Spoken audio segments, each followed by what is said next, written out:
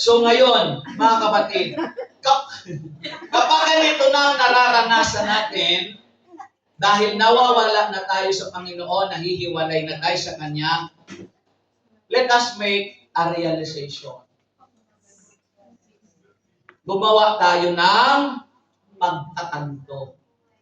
Realization. Tantuhin mo. Saganang iyo. Pag sa salita natin, pagnilayan, isip-isipin mo. Tanto. Tinatanto mo bang nangyayari? To find out the reasons why we experience such circumstances, para mahanap mo ang dahilan kung bakit ka nagkakaganyan. Use your mind, your heart, your realization. Mga kapatid, i-program mo. Sa verse 5, paragraph B, ng ating binasa, ang Espiritong katulad niyan, nung iniwan ko kayo, very active kayo nun. Hindi nagkakaroon ng split seconds. Agad-agad nasusundan nila. Alam mo, hangang-hanga yung mga taga-Hong Kong, binanunood pala tayo. Sabi nila, Brother Paul, gagaling ng mga estudyante mo. Oh, ang Espiritong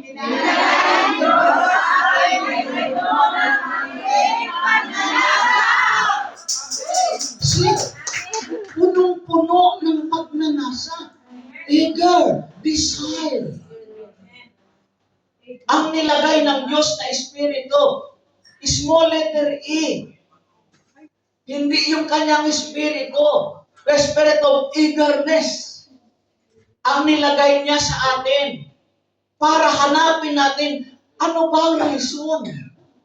Bakit ako ngayon parang nare-realize mo na bakit ako nahihirapan? Bakit sadyang walang kasolusyon itong problema ko?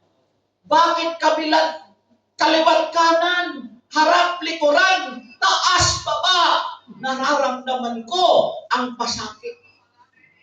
So, na-realize mo ba?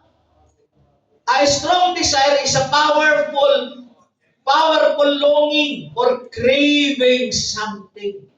Parang nananabi ka. Andiyan pa ho ba kayo? Amen. In realization, you can discover the consequences of disobedience to the will of God.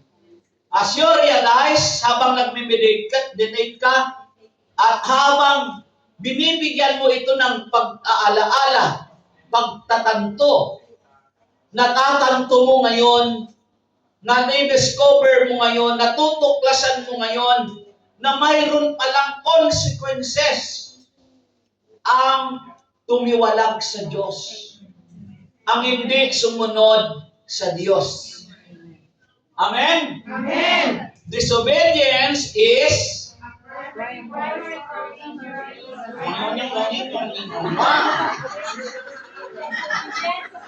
okay, ako na lang. Disobedience is a primary cause of a range of hardships, including sickness, poverty, and lack of peace, which can manifest as destruction. Mga kapatid, palakpakan ng Diyos.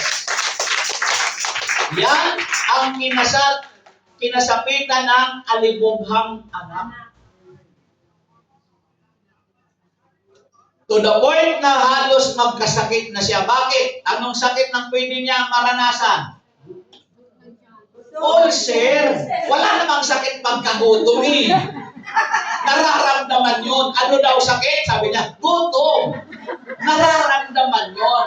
Ang pwedeng maging sakit niya ay ulcer. Hindi all ma'am, ulcer.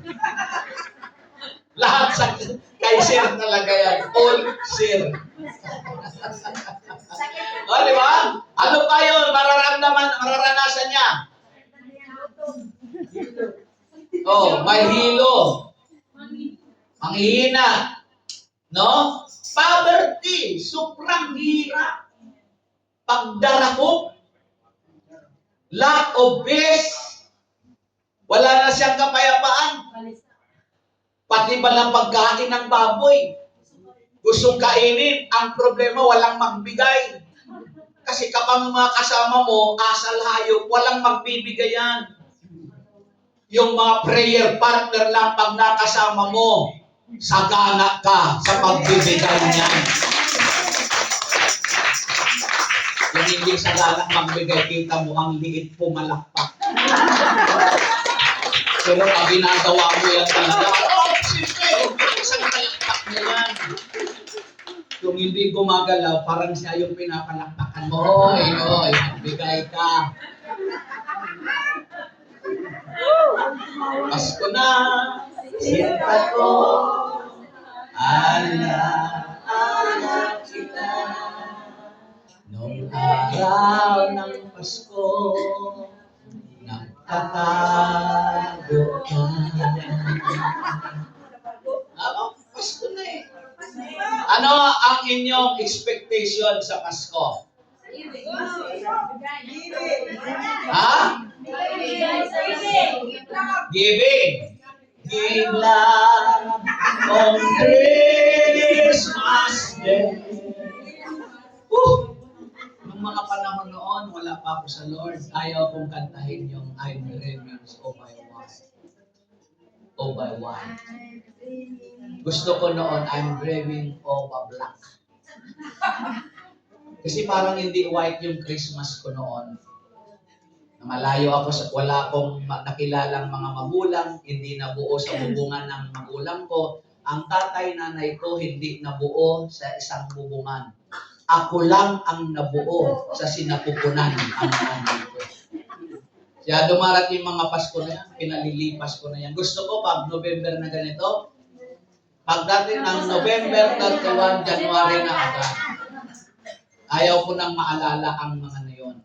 Pero ngayon, I'm so excited. I'm so excited! Parating na Pasko. Okay lang ako, excited ako. Paala kayo kung kayo hindi. Mga kapatid. Dahil sa panahon ng, malapit na yan. Isang tulog na lang yan eh. 48, 47 days. Oh, hallelujah. There is where we will realize, mga kapatid. Ba't na wala? There is where you will realize that following your own desires will not bring any good results. No. Ito ngayon, ang matatanto mo, mga kapatid. Matatanto mo, when you go on the process of realization, ito ang marirealize mo. Na yung sundin mo ang sarili mong kapasyahan ay hindi nagbibigay ng maganda, hindi nagdudulot ng maganda. Pinatutunayan sa Proverbs chapter 19 verse 3, ipinapahamak ang kanyang sarili pagkatapos bakit ganito, Lord? Bakit ito nangyayari sa akin? Alam mo, sister, nag-a-attend naman ako sa linggo ang fellowship. Sagot naman ng katabi niya, nung nag-attend ka ba, di ka ba nakakatulog? Doon sa gawain. Hindi, sabi niya, hindi ka ba nakikipagkwentuhan sa iba? Hindi, talagang nakikinig ako. Ay, di ba sabi ng Bible, mapapalad ang mga nakikinig? Amen. Kaya lang binigyan ng period. Tuldok, hanggang na lang sa mapapalad ang mga nakikinig. Wala pong tuldok doon, basahin nyo yun. May kama doon. Papalad ang mga nakikinig. At nagsasabuhay ng kanilang pinakikinggan. Nagsabuhay ka ba? O kita nyo, ang tagal nyo nakisabuhay. Kaya sabi niya, bakit ito nangyayari, sister, sa akin? Ako, nagtataka talaga ako. Kahit saan ako mapunta. Dito, sa Hong Kong, latest nakarating ako. Alam mo, sabi doon, Brad, Hindi ba pwedeng dito ka na lang? Sabi ko, gusto niyo bang saktan ang Macau? Sundin lang natin kung ano ang kalooban ng Diyos. Kasi sabi niya, alam mo Brad, kapag ikaw nandito, hindi kami makatulog sa iyo. Alam mo, pagtalikod ko, lungkot ang kalooban ko. You know why? Kaya lang pala sila aatin. Ang layunin nila matulog. Huwag ganun. Kung umaatin ka, layunin mo, maglingkod, makinig, magpuri, sumamba sa Panginoon. Hindi yung matulog. Hindi ako sabi nila, hindi kami Brad, makatulog sa inyo. Kulang sagutin. Gusto mo palang matulog? Hindi, wag na lang sana kayong umatin. Isang araw ng Miyerkules, sigurado ako, Wednesday group yun. Pagkatapos ko mag-talk doon sa ano ba yung simbahan sa... Hindi. Sa doon ginanap ang gawain sa ICOM. Sacred Heart. Pagkatapos ko mag-talk, tumakbo yung isa sa likod na media. Ano, Tatay Paul, ano mo? Yung katabi ko. Kaya maingay mga taga-Hong Kong dito. Sabi niya, ano ba naman yung preacher na ito? Hindi ako makatulog dito. Sabi ko, gusto pa niya siya matulog? Sabi niya, oo Brad, kararating lang kasi noon galing Manila. Puyat na puyat. Yung gusto niyang gawin pahingahan pala yun.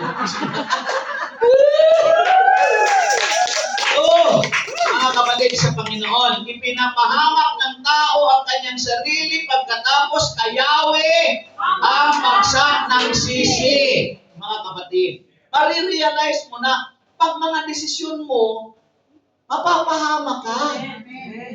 You see, the prodigal son, sa chapter 15 ng verse 17 ng Luke, nang mapag-isip-isip niya ang kanyang ginawa, sinabi niya sa sarili. Sinabi niya, "Uy, sarili ko." Hindi niya sinabing, "Uy, ikaw, dahilan nito." Ang dami kasi prayer partner ganun. Pag mayroon siyang nararamdaman, nararanasan ng mga problema, sinisisi yung mga kasama sa bahay. Ikaw kasi siguro nagbabahay ka. Sabi naman ng asawa niya, kung nalaman mong lalaki ako, ano ngayon? Halimbawa, ikatutuwa mo ang lalaki ako o ang babae. Minsan, pag may mga problema na, sinisisi natin yung mga kasama natin. Amen po ba? Amen. Pero yung prodigal son, ang sinabi niya sa sarili niya, ang mga anila ng aking ama, may mga pagkain. Ako, wala. Doon sa aking ama, lumalabis pa ang pagkain. Nandiyan pa ba kayo? Amen! Samantalang ako'y mamamatay ng gutom dito. So grabe yung kanyang deep realization. Naalala niya talaga yung kanyang pinanggalingan.